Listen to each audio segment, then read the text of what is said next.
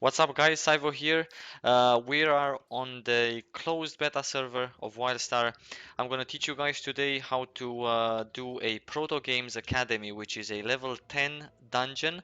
It is your first dungeon that you're gonna encounter, and basically that dungeon teaches you how to kind of play the game. So I'm not gonna, go into very many details because you guys kind of need to figure it out for yourselves. But I am going to give you a few things, a few tips. So I'm here with my friends from the live server. We're gonna queue up for a normal run. Let's see what comes out of it. We are four, so we're gonna get a friend from the closed beta server. Someone's gonna be famous on YouTube soon. Uh, so let's quickly get onto it.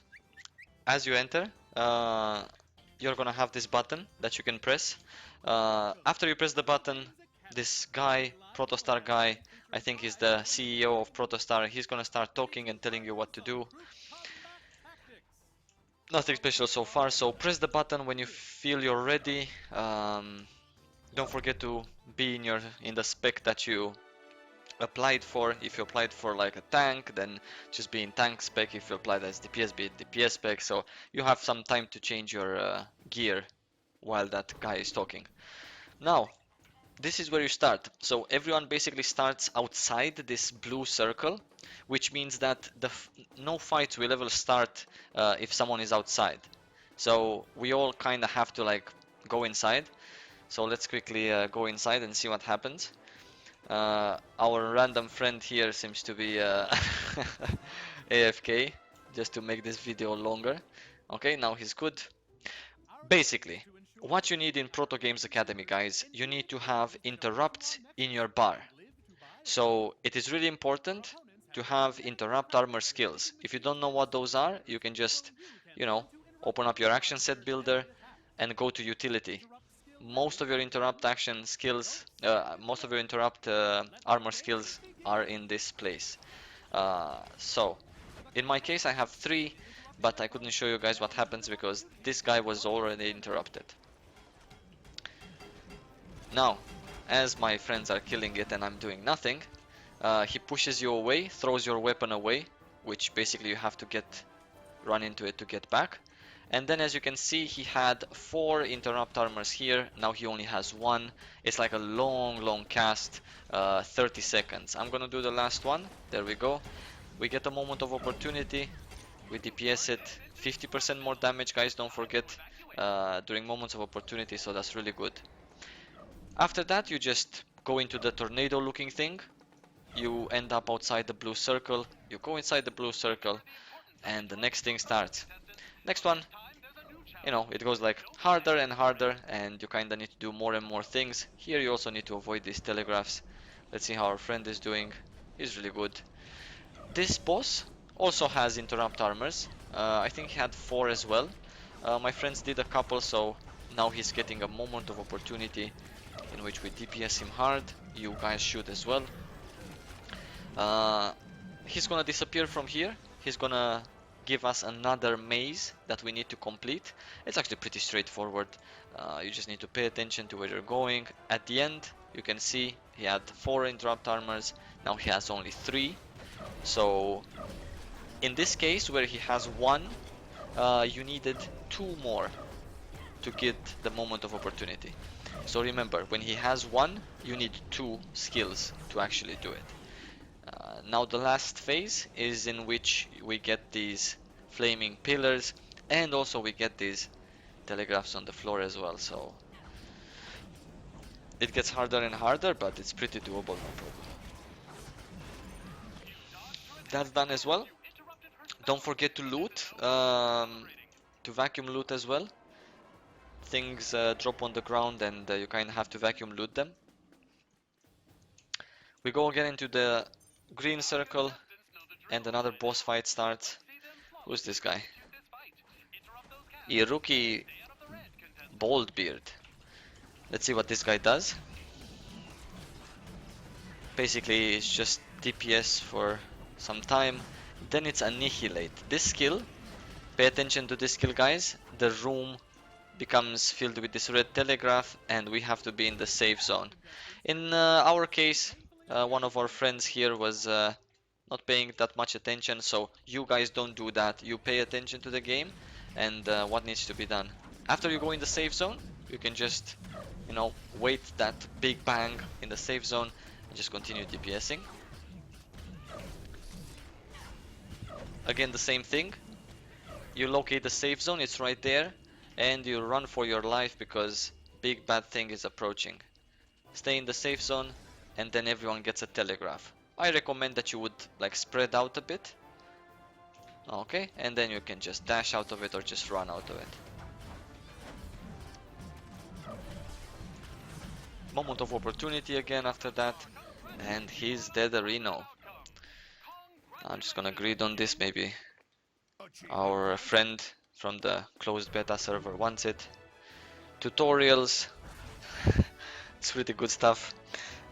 Here you can also see if you interact with one of these NPCs, they kind of like give you like a small hint of what you should be doing.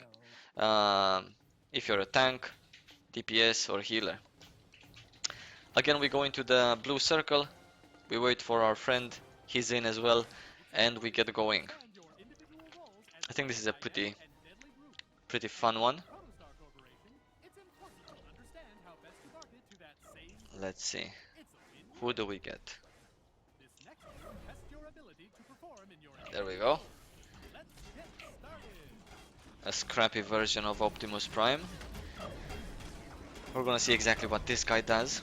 As a tank, you should be geared. He spawns a bomb, guys. So you saw that bomb there. You need to kill it, and then after the bomb, he puts a telegraph on a random person. If you get the telegraph, you can dash one time backwards if you're a DPS, even if you're a tank, and just leave your telegraph a bit behind, so you don't scare the other party members. Again, a bomb. Focus DPSing on bomb. If you're a tank, you can tank this boss next to the bomb, like in the middle of the room. You don't have to like take him rounds. If you're a DPS, just stay behind and focus the bomb. Even if the tank is taking the boss away, you still focus the bomb. Chest of coordinated colors, that's a pretty nice drop, it gives you some dice. Another scrappy version of Optimus Prime. Let's see what this guy does here.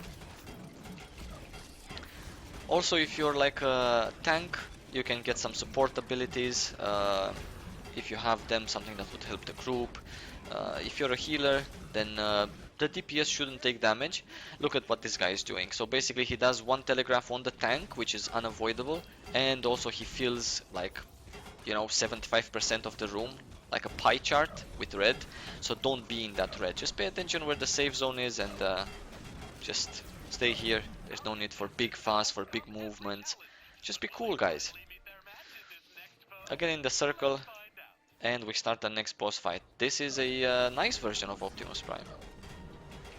It does a frontal cleave, so if you're a tank, just, you know, just face it away from the group. If you're a DPS, stay behind. If you're a medic, like you see, just stay on his side. He puts a shield on himself and spawns some robots. Don't be in those robots' path, because they kinda hit hard, and take the boss to this pillar. He gets stunned, moment of opportunity, hard deeps, and you're gonna be good to go. After this phase, he's gonna do, hopefully, so you guys can see it, yeah, there we go, another one of these phases. See what a bad tank I am? I just put all this cleave into the DPS and now they get confused. Look at them, the dashing through all of these robots. Robots also slow you. You can see which pillar you need to go to because it has like this line in between the boss and the pillar. So it's pretty easy to determine if you're like a tank. Hard DPS on this one, and there comes a robot. While he has this shield, you only do 1 damage to it, so pay attention. Also, if you're a tank, try to, you know, always keep the boss away, facing away from the group. And if you're a DPS, don't count on the tank being able to do that, because, you know, it's hard to tank as well. Just stay behind the boss or at his side, wherever you feel more comfortable, and just do your thing, have fun. I suppose this is the last boss. Yep. You can get some easy purple loot from here, guys, so pretty good for leveling. and lots of experience, not to mention. If you want to check out how to level fast, or at least how to make it fun and fast at the same time, check out my other video about leveling. I made another one with things that you can do to kinda level up, not to kinda, to level up for sure, fast and fun. This is this dungeon, the Protogames Academy. I think I forgot to mention it in that video, but it's really good to do when you're level 10. From 10 to 15 is just like a lot of fun and good loot as well. This is the last boss. If you're a tank, would be cool to, you know, just pull it a little bit back as much as he comes at least, so that the DPS don't have to like put their camera into the fire. He does various things. Random telegraphs on the DPS, which in turn explode into these other little telegraphs. Would be cool if you as a DPS would like, you know, take it here for example. He has an invulnerability phase, which is this one. As you can see, he's invulnerable, and he spawns these like Armageddon looking fireballs all over the place. So you just have to, you know, if you're not comfortable sitting in one place and being like, you know, having like cat reflexes, then you just continue walking. It's pretty easy. If you continue walking, you're never gonna get hit. This phase is done. He does one of these telegraphs on the tank that you can see follows you around, so you cannot avoid it. It's really important. And now he needs to be interrupted. 30-second cast, guys, so you have plenty of time to interrupt it. Bam, there we go.